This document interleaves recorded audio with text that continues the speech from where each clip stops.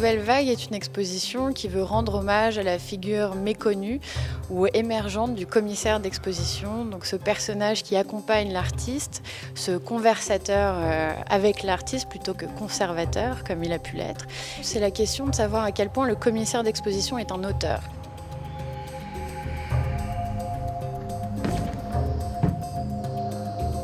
I don't know. Please, give me another chance. Send me back to the world so I can do righteousness. La Nouvelle Vague aujourd'hui, comme a pu l'être cette Nouvelle Vague au cinéma, est celle d'une grande liberté dans son appréhension de l'histoire, des systèmes, de nos origines, de nos manières de penser, de l'idéologie et comment tout à coup on peut en faire un terrain de jeu et s'approprier notre patrimoine comme quelque chose qui peut être fruit à plein de réinventions. Donc l'idée était de dresser un panorama très général et très international de la scène et de faire vibrer de très nombreuses voix. On retrouve des expositions extrêmement différentes et je pense que c'est là l'intérêt aussi de ce programme, c'est d'être toujours surpris et de faire face à différents formats. Donc on a celui de Floating Admiral, une exposition qui se développe sous le joug d'une intrigue policière où les commissaires ont essayé de résoudre l'énigme de la mort de la peinture.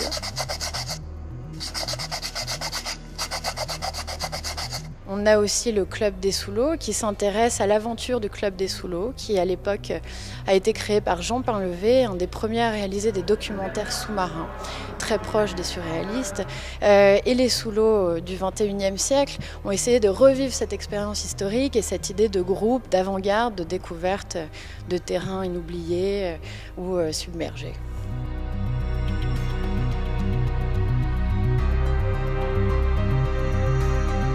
L'œuvre qui est derrière moi est une œuvre d'Enrique Oliveira.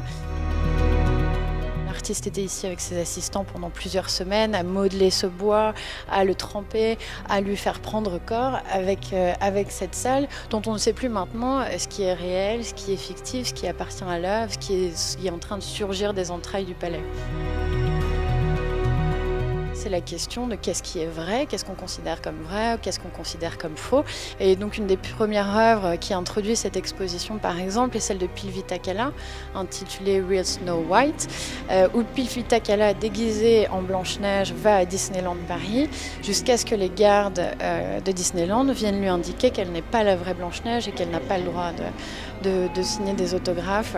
Et c'est une vraie question philosophique finalement que se pose à travers cet exemple très anodin et très drôle autour de la question de qui est la vraie Blanche-Neige, qui est-on, qui sommes-nous, quel personnage pouvons-nous jouer, où s'arrête la fiction, où commence-t-elle.